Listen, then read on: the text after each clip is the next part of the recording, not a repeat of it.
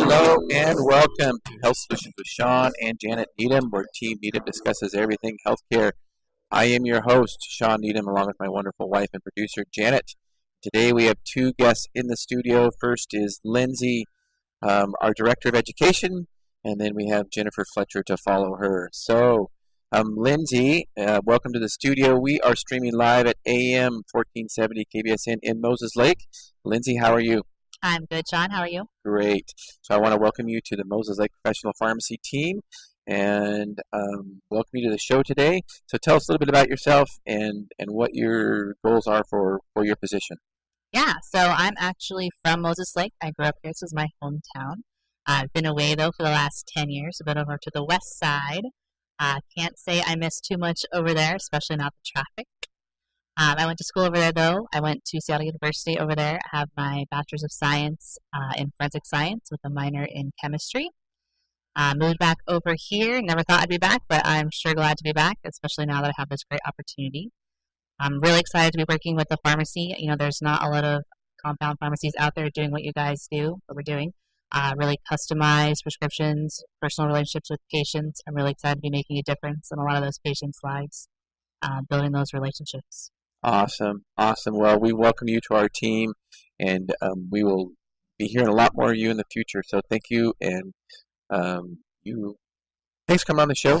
And we have high expectations of you, just to let you know. I won't let you down. All right.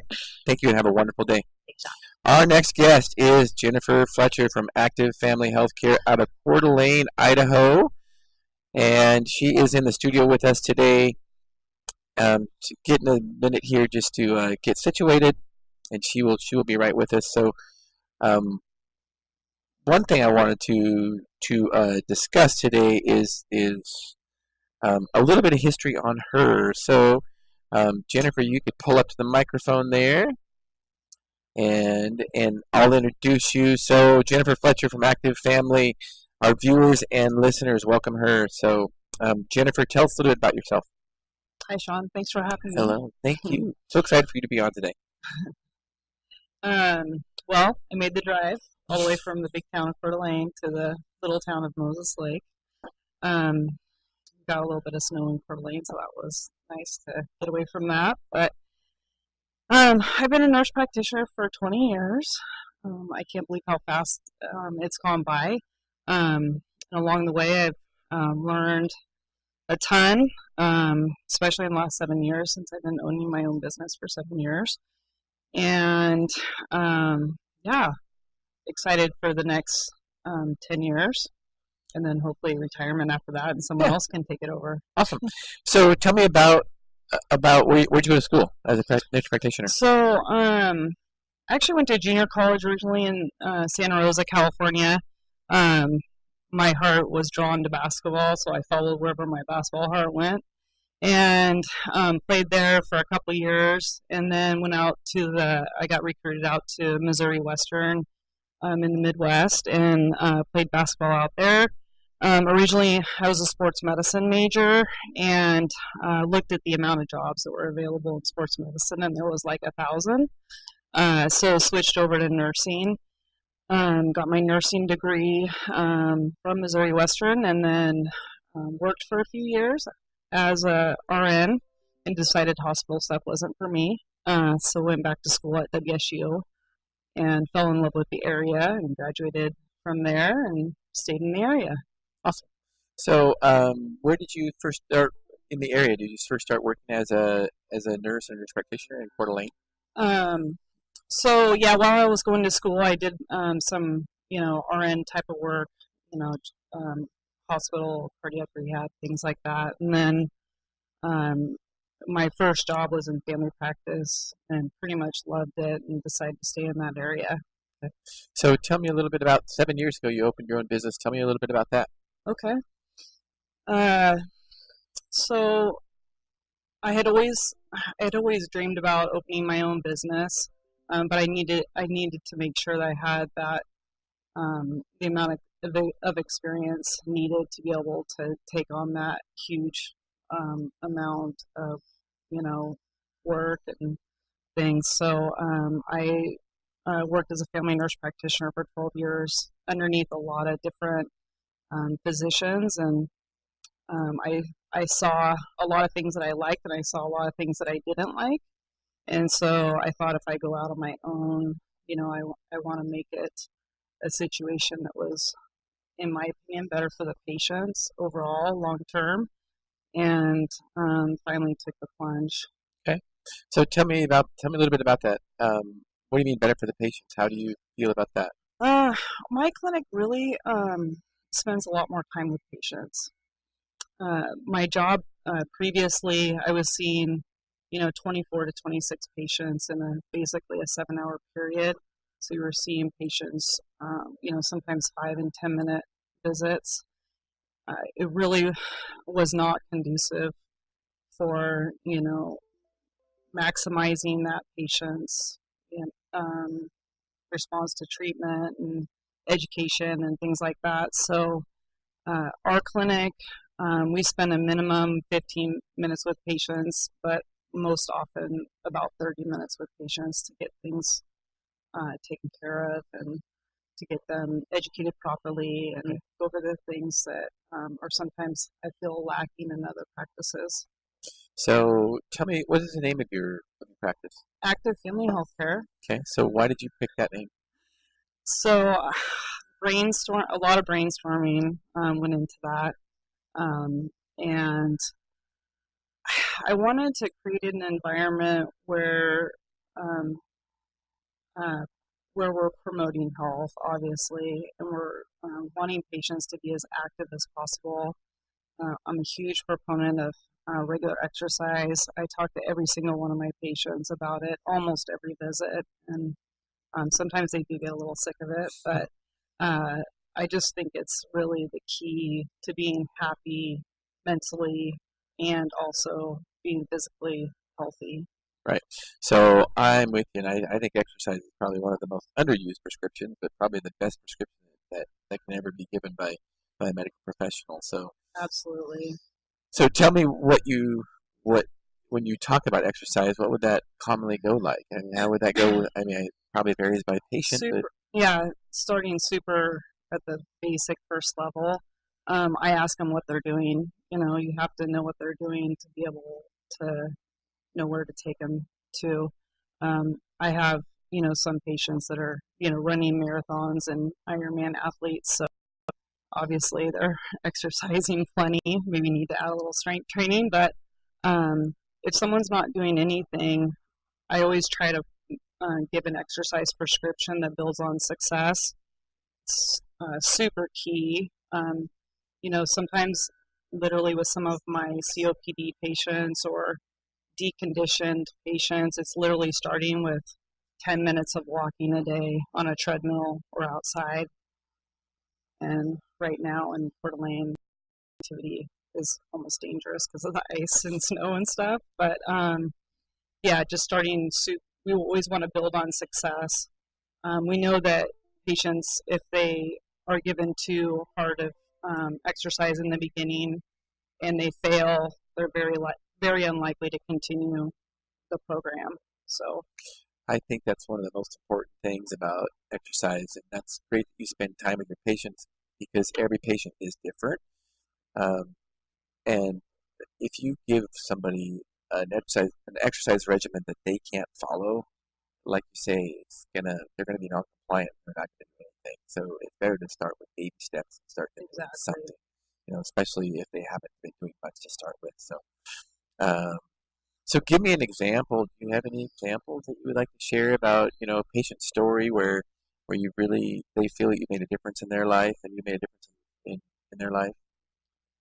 The stories that always stick out in my mind are those kind of zebra stories, where you save someone's life by getting them diagnosed correctly and things like that.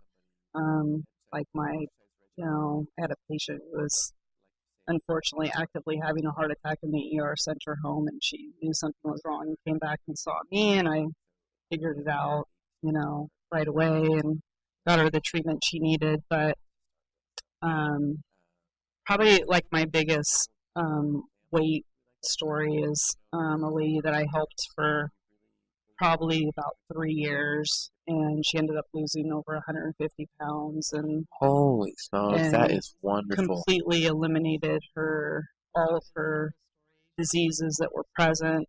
She's completely healthy, active, and doing awesome. I actually hardly ever see her. I have to force her to come in once a year just to make sure everything's okay. But she's probably my biggest, per se, health story. What an incredible story that is. Yeah. I think that's very motivating. And I think people like to hear that because the answer is, not necessarily another medication to treat a symptom of a disease, but Exactly. the answer is to, go to a practitioner like yourself that they can motivate them, encourage them, empower them, that they have control of their own health, right? Exactly. And that they can change a lot of these disease states. So just give me an example. What were some of the diseases that she had that she reversed? Yeah, and diabetes type 2, Yeah. high blood pressure, high cholesterol. Yeah, the three big ones. So listen up, Yeah. folks. High cholesterol, high blood pressure, diabetes. You've heard on this show before. Those things are reversible. Diet, lifestyle, exercise can help reverse those. So pay attention. Pay attention to this show. So, and if you'd like to be part of it, call in. Ask Jennifer questions. 509-765-1470. Be part of our show. So what is your favorite thing to treat? Do you have a favorite? Absolutely. Yeah. Okay. Orthopedic issues. Oh, really? So Interesting. going back to my sports medicine Yeah. background, I love orthopedic issues. Explain to our listeners and viewers what orthopedic issues Okay, are. so basic, just my knee hurts. What's wrong with it? How do I fix it? My elbow hurts. Right. I can't throw a baseball. What do I need to do to fix it? Okay, so give us an example. My elbow hurts. I'm a baseball player. My elbow hurts. What is your fix for that? We try to, at Active Family, we really try to utilize all types of providers. So first of all, actually, diagnosing it correctly. Is it an old fracture? Is it, a tendonitis, or tendinopathy, a chronic thing? Is it a bursitis? And then directing therapy towards those things. We utilize physical therapy a lot, chiropractic, acupuncture, a whole array of things. Sometimes, topical type of anti-inflammatories. Icing is always one of our big go-tos. But mainly getting it diagnosed correctly so that you can get that person treated appropriately and knowing what type of person can help them fix it, basically. So with somebody with an elbow injury or knee injury, do you talk about overuse issues? Do you talk about maybe some of those issues to help recover? Yeah, exactly.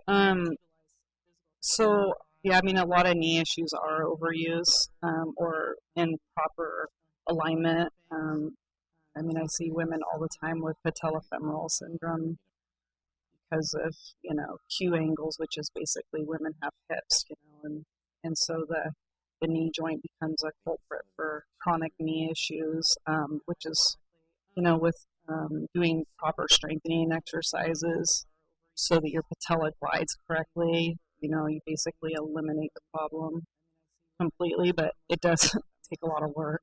Right. I think a lot of times people don't understand that injuries take work to get better. And so, explaining that, if your knee's been hurting you for 3 months, it's going to take probably 3 months to get better. Plus, yeah.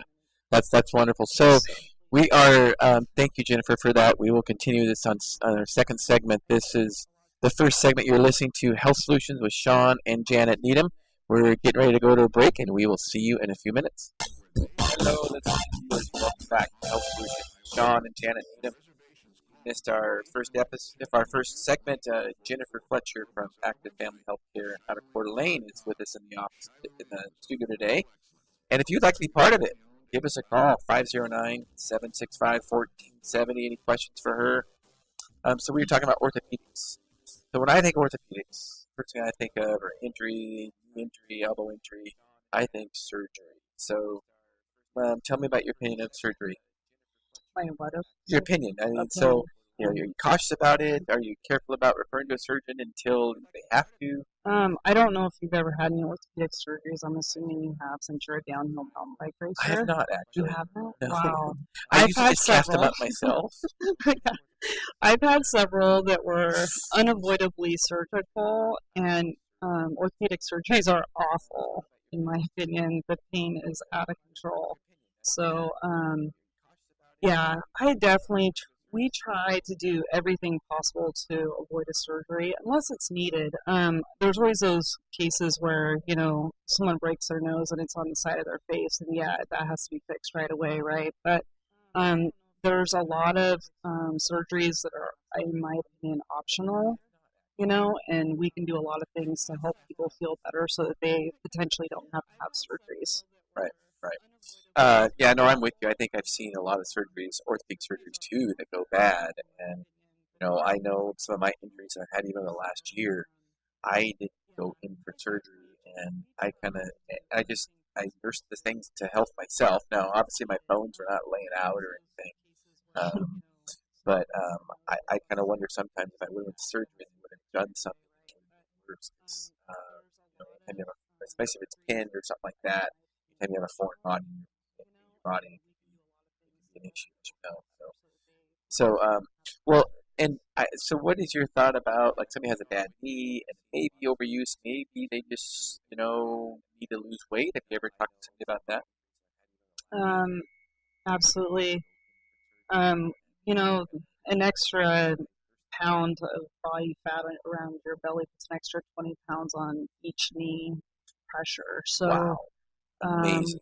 We're very much advocates of, weight reduction as much, to help people with weight reduction in the process of healing that joint. Okay, so we'll hold that thought. We have a caller on the line that is talking about weight loss. So, caller, are you there? Hello? Caller, are you there? Well, it looks like you're not there anymore. If you would call back, that would be great. We would love to answer your questions. 509-765-1470. Give us a call back. So there was a caller on the line about weight loss. Talk a little bit about it. I know that's very individual. So how would you go about that? Again, it goes back to that baseline, what they're doing at the moment, if they're exercising at all, or are they completely inactive, or somewhere in between. What is their diet like? I always do a baseline diet diary. Try to have people do it at least for 2 to 3 days without changing anything that they're doing, so that I know how many calories they're taking in, or what kind of macronutrients they're getting in their life, and then tailor the exercise and diet based on what they gave me. Some people need tiny little tweaks, and some people need a whole new regimen. Right. Okay, so do we have a caller on the line? We do. Caller, are you with us? Yeah, I am. All right. We can hear you. So who are we talking to? My name is Brian. I live here in Moses Lake, and I actually have some questions for Jennifer as I'm looking at going through some lifestyle changes currently. All right, good for you. So welcome to the show, Brian, and go ahead and ask your question. So, just to give background, I'm on like 10 surgeries. I was a big football player.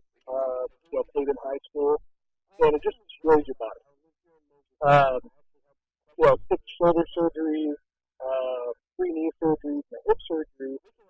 And I find it hard. I go to the gym, and of course I go and I work out. And I lose a little bit of weight, but over time, the soreness takes its toll. And I heard you talking a little bit about PT and physical therapy. And I'm wondering, is that a good countermeasure for like learning what I can and cannot do in the gym to maximize my efficiency? Yeah, that's a pretty broad question, but definitely a good question. We have physical therapists in our area that specialize in developing exercise programs based on your orthopedic issues. and actually one of them goes to people's home to do it, which is awesome. So without someone actually, measuring, your flexibility in every joint and, and testing your cardiovascular fitness and all that, those things that are really needed to make a good exercise program, it's pretty tough, to do, just go to the gym and do different things because it could be, sometimes we do exercises that aren't good for our back. I have a back injury that I'm kind of nursing right now too, so I actually got guidance from someone in our town for that too. So you might be able to get by with a good trainer that has a background in training for that too. That's a very individual question, Brian, and something that probably can't be answered in just 2 minutes over the phone, over the radio. So I think the suggestion is, find a good physical therapist, and Jennifer at Active Family Healthcare. Look on our Facebook, Mosaic Professional Pharmacy's YouTube, or my personal Facebook page, and you can find their contact information there in Coeur d'Alene. And there are some good physical therapists in that area. So, does that answer your question, Brian? Yeah, it's trying to figure out where to start when you have injuries like that is kind of difficult. I never stopped until I heard this segment pursuing PT is almost like a start of learning how to exercise better for your individual body. And so I was just trying to get some clarification. I think that really answered it. Good. I'm glad to hear it. Thank you for calling. Thank you. All right. So if you want to be part of the show, give us a call, 509-765-1470. All right. We were talking a little bit about orthopedic surgeries and weight loss. Let's continue that discussion. So you said something about, I want to hear that again, because that was an amazing number. For every pound we lose, give me that example again. Yeah, it's supposed to remove 10 pounds of pressure off of your knees. So think about that. Think about if you're carrying around, so you're telling me you're carrying around 50 extra pounds. It's 500 extra pounds of pressure on your knees. Now I'm questioning whether my statistic is correct. Either way, it's a substantial amount, correct? Correct. And have you seen people that have lost weight and they had a knee injury and they lost weight and they may have needed surgery and they lost weight and they didn't need surgery anymore? Absolutely. Yeah, it happens all the time. It does happen all the time. And Yeah. I can verify that. I have a weight loss journey. 10 years ago, I lost about 60 pounds and I had bad feet, bad ankles, bad knees. And, after I lost weight, all that stuff went away, along with hypertension and all those other things that go with losing weight. So orthopedics. What else? What else about orthopedics do you like? Name some things that have changed. Well, I just love getting people back to the activities that they want to do, and I feel like I've had to rehab my body a lot over the years for different injuries because I keep doing high risk sports. Good for you. But I think that I understand injuries really well and can relate to them personally too, and help them through the process. Well, speaking of personal, that's what I like about practitioners like yourself and like working with practitioners like yourself, because you do know some of the things personally because you've done some of the things. So, if I went to a physician and, I had an ankle injury, which has happened before, the last thing I really want to do is I want to fix the problem. I don't want to treat the symptom. And I know some guys that are cyclists like myself, and the first thing they want to do when they get an ankle injury because they're pedaling wrong is they want to prescribe pain meds. It's like, I don't want pain meds. I want somebody to fix my ankle from not hurting and fix the problem. So, I had a practitioner that actually said, well, you're dropping your foot when you're pedaling. So, and I fixed that, and it took some months, but then it got better. So that's what I like about yourself, is that you've been through some of those things, you've known it, and it's even in your name, active family healthcare. So, and I don't think very often do we see practitioners that are, walking the walk, talking the talk. That's what I like about yourself, is that you're an active person yourself, you're healthy yourself, so you're not just saying something, you live it. So I Yeah, thank appreciate you. that. You're welcome. Um, it's really I can't relate to the providers out there that don't exercise or do any of the normal health habits to stay healthy and how they do their jobs. To be honest, I've worked with dozens of them in the past. It kind of just blows my mind away. I'm not trying to beat up anyone, but I don't know how you could be a healthcare provider and not live that role and set a good example. It's I'm with pretty bizarre. Yeah, I am with you 100%, Jennifer. And actually, in my book, I just wrote a book, and one of the examples I give in my book is, I think when we look at our sick care model or our healthcare model, which is really a sick care model, and you look at the diseases that we encounter in this country, I mean, so many of them are diet and lifestyle related. And I think if we're really going to fix problems, then we really need to have providers that live that. I give an example in my book, and my book's called Sickened, How the Government Ruined Healthcare. You can get it on Amazon. I'm sure it's 99 cents for not much longer. It's number one selling book on Amazon. Number one selling book. I'm really, really proud of it. It's really going well. The example I give in chapter 1 is that, would we go to a dentist that had crooked yellow teeth? I mean, I hear some laughs in the studio here, but Yeah. honest to gosh, is that, and I know that sounds pretty bold to say that, and there were even some people that said, I just don't know if you should say that in your book, but then some people really said, you know what, that really hit home. And I think it's true. I mean, I want to go to somebody that I can, look up to, that they know about it. It would be like hiring a personal trainer. I'm not going to hire a personal trainer that's in worse shape than I am. There's just no way I would do that, or a mountain bike coach or whatever. And I want somebody with that is better than they're better than me. So that's a great example. I appreciate you being an example. So go ahead. You gonna say something? No. You wish. No. We're getting sick of talking. No, as you can tell, I love talking. That's why I have guests on my show, so they can stop me from talking. So it's a wonderful relationship, actually. So, If we could only find that brain body connection, right? So we're gifted in a way where we have that stimulation from our whatever that is in our brain that makes us want to exercise. And unfortunately some people don't want to. They don't have that drive, they don't have that neurotransmitter, connection or whatever. Hopefully someone in research is working on that. Yeah. Because, that would change the world for sure. Well, I also think, do you think as healthcare providers that we can help empower and encourage patients to exercise, and we can help them get that process started? Absolutely. Yeah.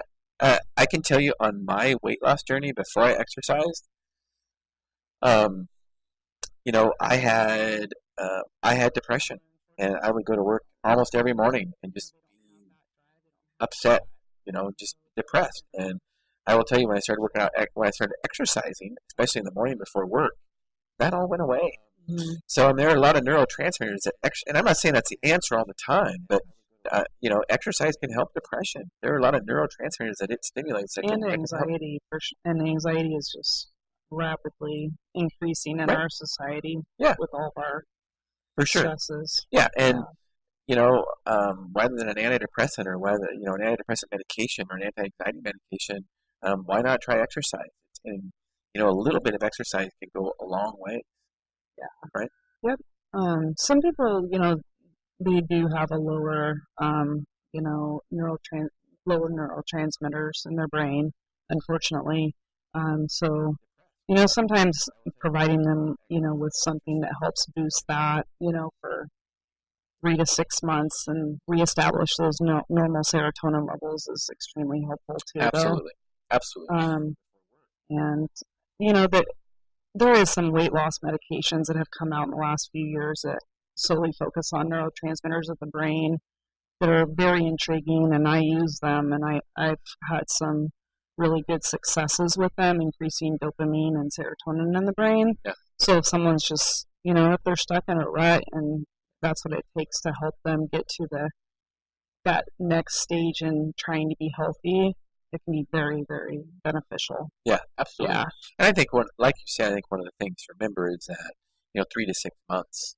I think let's reevaluate in 3 to 6 months. I mean, I've seen patients that have been on antidepressants for 20 years, and they've never really been reassessed necessarily. So that's what I like about that approach. Your approach is that I think reassess. Really key is finding a provider that you really, or that you get along with, and that is active and promoting healthy lifestyles and things, and seeing them on a regular basis can be really super beneficial.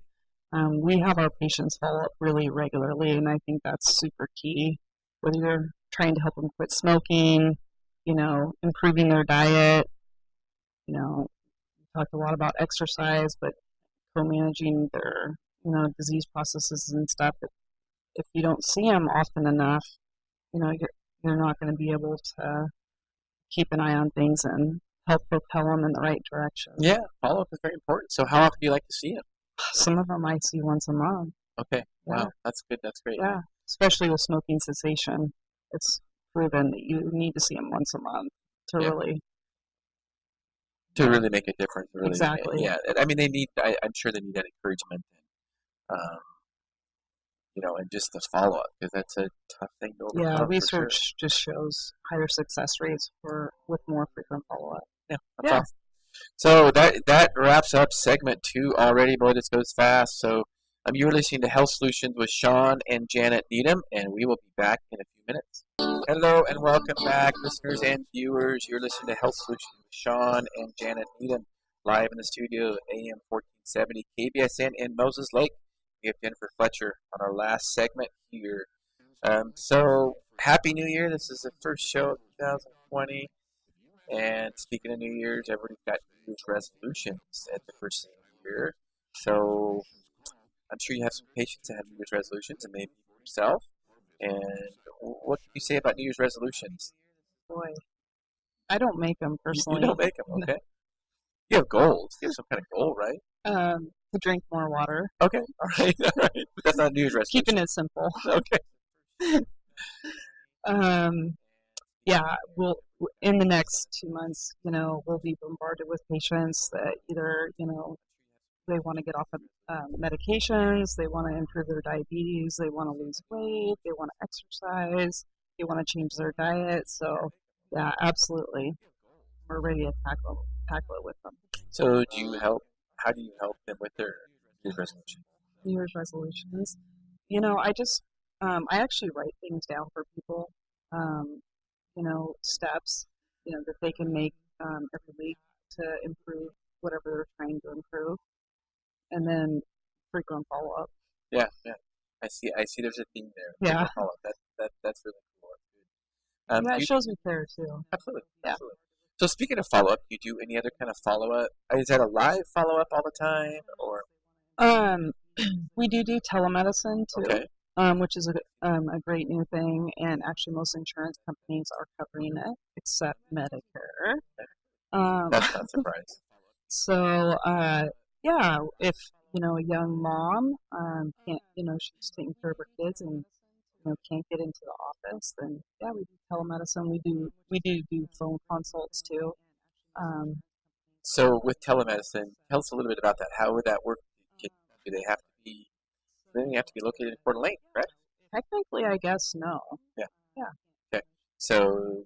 I would imagine, new patients. Typically, I would want to see. Right. Yeah. That seems face to face. Yeah. But I do follow some people that are out of state right now. Awesome. That's awesome. You're popular. Very. So typically, if someone did want to see you, they could see you. Maybe a first face-to-face appointment, and after that, follow-ups. Absolutely. By telemedicine. My goal is to work out of Hawaii eventually. So wow. Okay. That's kind of a joke. All right. I don't know. You seem pretty serious about it. I do love Hawaii. Yeah. So I'd love to be able to work from Hawaii a couple months out of the year and just do telemedicine. So that's why I've been kind of trying to perfect that as a practice. Awesome. So what modality do you use telemedicine? It's actually through our electronic medical record. Oh, okay. They Mhm. have Yeah. that. Yep, and people do it right from their phone. Yeah, that's Yeah. awesome. Yeah, it's great. I think technology, we leverage technology in medicine. There's a lot to be said about that. As far as overall accessibility and as far as decreasing costs, because it's very expensive, not just for a healthcare provider to have patients come in, but for the patient too.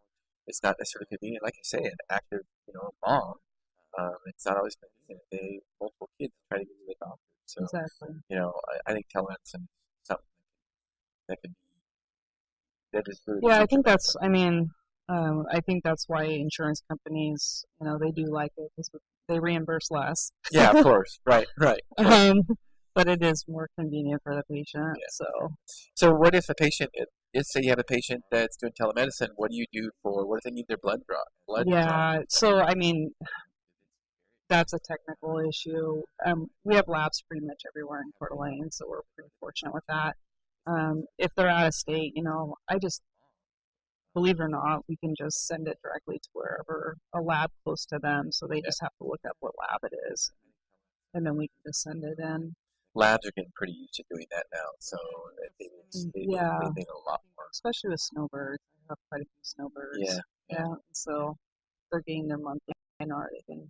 Some of them get it in Mexico, believe it or not.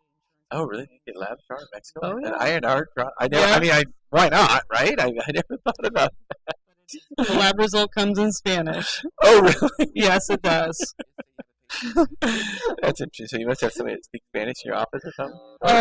I speak a little bit. Okay. But the numbers are the same, fortunately. Yeah, right. You just got to read the number. That's interesting. So, what is your goal to expand active family health care? What's your goal? I have always had the dream of having a satellite clinic, maybe in Sandpoint or Post Falls or somewhere, in the vicinity of Coeur d'Alene. So, finding the right person, to do that with, because I need a provider. Right. That's willing to work in those areas. Yeah. And then possibly I would commute once a week or whatever to keep it, so that they don't have to work every day. Because providers only want to work typically 3 or 4 days a week. Jeez. I know. I need to be a provider. I know. Especially the younger population. So, that's a great goal. Now, so what do you... But actually going back to that. Oh, yeah. So, you bet. I'd rather have part-time providers that are happy, than full-time providers that are overly stressed and don't want to be there. So it actually ends up being best for the business to just hire more part-time people. Yeah. Well, and that's wonderful. That says a lot about you. Want providers to be happy. I think if you look at your own business model, you look at a lot of providers in the medical field, especially the ones that work for big corporations or what have you. They're not usually very happy. They're working 5+ days a week, 12-hour days, charting, all that. Yeah. So that's great that you allow that. So tell us what you do, because obviously you are healthy, you look healthy, and tell us what you do to stay healthy, eating wise, and okay. Yeah. Really getting put on the spot here. I try to at least eat 6 fruits and vegetables a day, and that's kind of what I tell my patients too. That's a lot. So if you shoot for 6 servings a day, I think you end up cutting out a lot of other things that you don't need. And definitely everything in moderation. I don't advocate a certain type of diet, but try to just keep it super simple for patients and myself, just eating lean proteins. If you're going to eat a carbohydrate, try to make it a complex carbohydrate, like a quinoa, brown rice, or something along that line. And, lots of vegetables, that, they have a lot of nutrients, antioxidants, protect against cancer. decrease your risk for all kinds of medical problems, heart attack, diabetes, and cancer.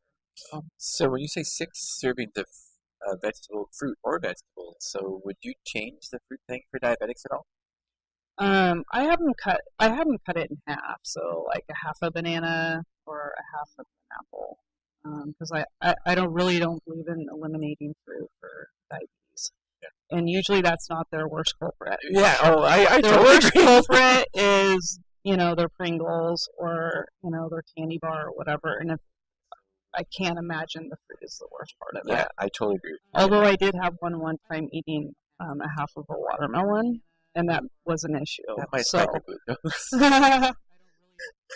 Yeah, no, I'm with you. I think, one thing that I try to teach my patients is if it's the first thing that they can do is just eat whole foods and just say if it doesn't rot, don't eat it. And that's really what a whole food is. And I'm with you. You really, and I get it. I mean, if they are still having high glucose and they're eating fruit, they've done all the other stuff. I think maybe eliminating the fruit could help, but like you say, that's usually not the issue. Because let's face it, how many bananas could you really eat? I mean, after you eat one banana or one apple, you're done. Yeah, I mean the fiber and the really fills you up. Yeah. And then I've just been a lucky person where I love to exercise. I have that brain chemistry that makes me want to do it. So I mean, from college basketball to triathlons to mountain bike racing, everything. I love all of it. So, give yourself some credit. I wouldn't say that that's all genetic or you're lucky. I would say you probably created a lot of that. And, after you experienced it, you kept doing it. So, one of the things speaking of mountain biking, one of the things I like the most about you is that you are a biker. So, tell me a little bit about it. What's your favorite kind of bike? I love trying any kind of bike. Wow. Whether it's a cruiser bike, a road bike, my favorite is a mountain bike. And then, I did the cyclocross season this year, and I'm always humbled by that because it's unbelievably difficult. So it's my passion to ride bike. So explain to our viewers and listeners what cyclocross is. It's incredibly difficult. It is. It makes, even if you're an athletic person, it makes you feel like you're not. At least for me. It is basically a dirt track, riding your bike as hard as you can with obstacles for 45 minutes straight. And I track my heart rate, and it's over 175 the entire time for 45 to 50 minutes. Yeah, that's So incredible. I probably could benefit from doing a little bit more cardio before cyclocross season, but I mean, cyclocross right out of the gate, your heart rate spikes and it stays there for 45. Yeah, and I think that I don't know if anyone's ever watched it online, but if you haven't, you should. It's incredible cycling. It's really fun to watch. It's a mixture of, so first of all, it's usually in the late fall, even winter, so conditions are usually horrible. Snow sometimes, ice, rain, mud, and so you're never really going really fast, partly because it's in the dirt, on grass, sometimes just in little parks and stuff, and you're expected to take your bike and carry it upstairs and jump obstacles, and it's incredible. And for 45 minutes, it's really, really, really incredible. So let's see. We're going to wrap up the show here. So tell us how patients can get a hold of you. We have a really good website, activefamilyhealthcare.com. You can email me directly through there. The emails actually go to me or one of my workers. So I'd be happy to respond back. All right. And they do have a Facebook too. You have Facebook too, right? Yeah. Yep. All social media, Instagram and Facebook. All right. Yeah. So as we wrap up, what's the last thing you would like to leave our listeners and viewers with? Thanks for having me. Awesome. Well, we appreciate you being on the show, and I think you've added a lot of insight to how you can help patients and how you can help patients. We are streaming live at AM 1470 KBSN studio in Moses Lake. Be part of the show. We'd love to take a call as we're wrapping up here. 509-765-1470. So, how close are you to your goal of going to Hawaii for 2 months out of the year, 3 months out of the Probably a couple years out. year? Okay. Yeah. So why Hawaii? I love it there. Because It's warm. I actually like the humidity. You know, all your problems go away with a little bit of humidity. It seems like your joints don't hurt as bad. Your skin's not dry. yeah. And so, have you ever been to Kona and watched the national World Championships triathlon? I actually did Ironman? Xterra World Championship in Maui myself. Oh, did you really? In 2012. So Xterra, how'd you do? I was around 20th in my age group. Oh, good for you. That's Yeah. awesome. Xterra, for you, those of you that don't know, is basically like a triathlon on a mountain bike, shorter swim and shorter run, correct? Yeah, it's Olympic distance. Olympic so, distance. So, yeah. Well, that wraps it up for another show of Health Solutions with Shawn and Janet Needham. Jennifer Fletcher, thank you for being with us, and we will be in touch, and we'll see you Monday. Thank you so much.